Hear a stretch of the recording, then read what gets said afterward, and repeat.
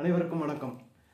ஆஃபீஸில் அல்லது நம்ம வேலை செய்கிற இடத்துலையோ அல்லது வீட்லேயோ பொதுவாக நம்ம மற்றவங்கள பற்றி ஏதாவது புரணி பேசிகிட்டு இருப்போம். இதை காசிப் அப்படின்னு சொல்லிட்டு ஆங்கிலத்தில் சொல்கிறாங்க. இது யார் அப்படின்னு பார்த்தோம்னா, இதை செய்கிறவங்க கொஞ்சம் வீக் பர்சனாலிட்டியுடைய பீப்புள் அப்படின்னு சொல்லி சொல்கிறாங்க. அதாவது கொஞ்சம் வீக்கான பர்சனாலிட்டி இருக்கக்கூடிய பலவீனமான மக்கள் அப்படின்ற மாதிரி சொல்கிறாங்க.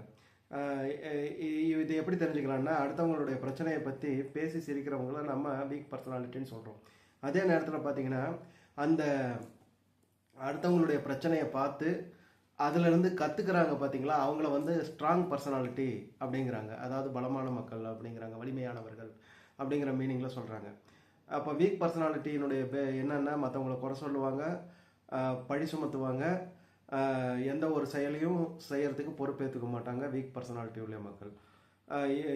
இதே ஸ்ட்ராங் பர்சனாலிட்டின்னா மற்றவங்க சொல்கிறத பார்த்து லிசன் பண்ணுவாங்க, கற்றுக்குவாங்க, பொறுப்பேற்றுக்குவாங்க. அந்த மாதிரி தன்மை உள்ள மக்கள் ஸ்ட்ராங் பர்சனாலிட்டி.